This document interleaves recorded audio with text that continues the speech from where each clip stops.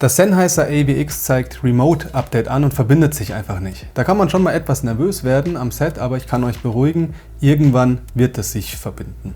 Ich habe mal nachgefragt bei Sennheiser, was es damit überhaupt auf sich hat.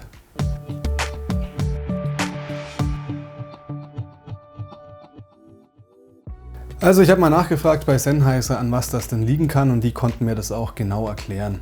Ich habe 2 Funkstrecken und eine davon habe ich später gekauft als die andere. Und die ich später gekauft habe, die hat offensichtlich eine andere Firmware-Version. Wenn man jetzt den neueren Empfänger verbinden möchte mit dem älteren Sender, dann macht der neuere Empfänger Folgendes: Er versucht, seine neue Firmware auch zu übertragen auf den neuen Sender. Und das ist das sogenannte Remote Update.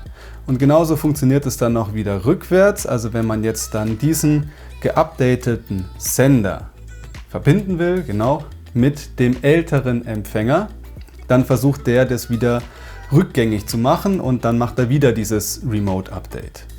Was der Sennheiser Support jetzt vorgeschlagen hat, ist, dass man die 2 Funkstrecken sich markiert. Und so habe ich das auch gemacht. Ich habe eine Funkstrecke markiert mit Funkstrecke A, Sender und Empfänger, und die andere mit Funkstrecke B, Sender und Empfänger.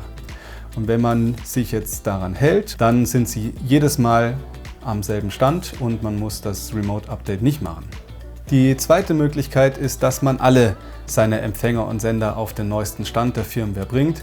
Das funktioniert aber nicht zu Hause oder im Büro, sondern dazu muss man die Funkstrecken einschicken zu Sennheiser.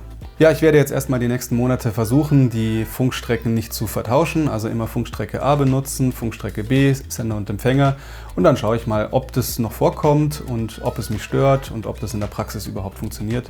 Aber ich denke, das ist für mich jetzt die beste und schnellste Lösung.